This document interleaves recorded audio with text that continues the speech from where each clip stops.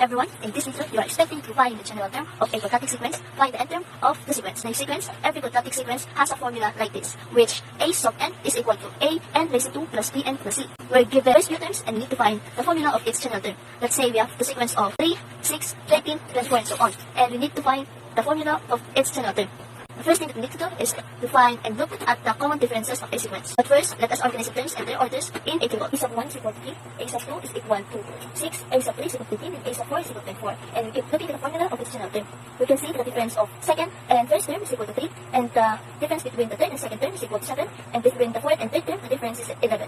We notice here that the difference between the terms keep on changing, and as a result of that, we'll keep looking at the differences between the differences. So 7 minus 3 is equal to 4, and 11 minus 7 is equal to 4.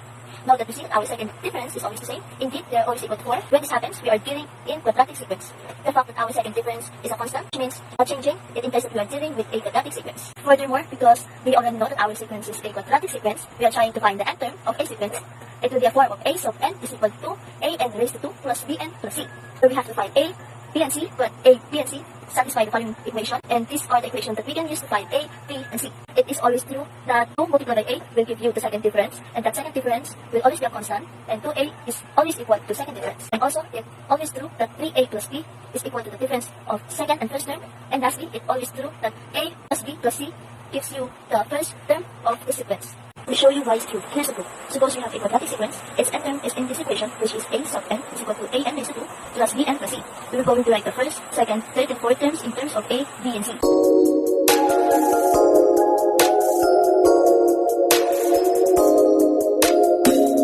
A is always equal to second difference, and it's always constant. And also we can say the difference of second and first term is equal to 3a plus b, and the first term is always a plus b plus c. And now, for example sequence earlier, suppose you need to find the end term of 3, 6, 13, 24. So what we need to do is to find the general term of the quadratic sequence. We've known earlier in the table that the first difference is equal to 3, 7, 11, and the second difference is equal to 4. So we know that the end term of the sequence is form of a sub n is equal to a n squared plus b n plus c.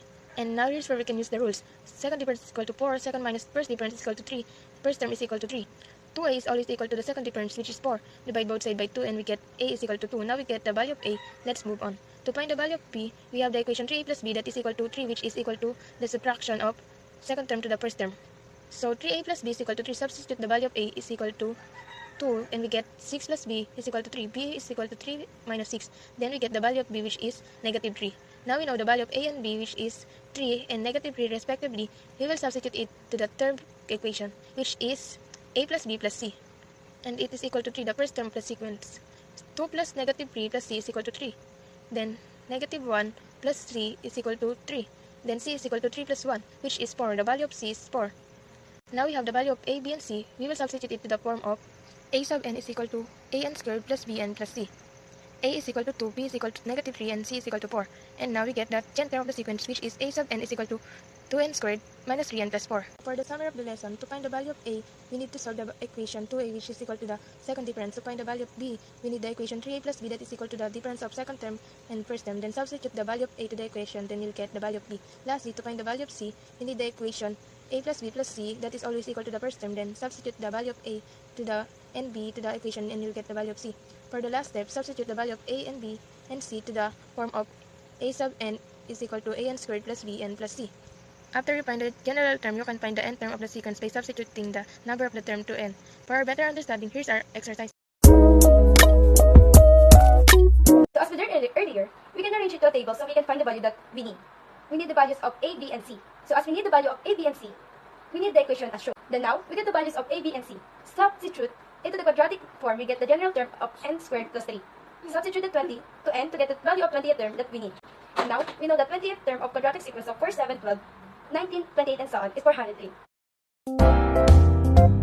For better understanding, let us organize it to a table. In this table, we can see how the sequence progressed by just observing it. In the numerator, see that they are all similar value, which is 1. So, if we will write that in general term, that will be a sub n is equals to 1 over n plus 3. Now, let us check if the general is correct by solving the 20th term of the sequence using it. So, a sub n is equals to 1 over n plus 3. Then substitute a sub 20 is equals to 1 over 20 plus 3. Then, a sub 20 is equals to 1 over 23. Thus, the 20th term of the sequence 1/4, 1/5, 1/6, and 1/7 is 1 over 23.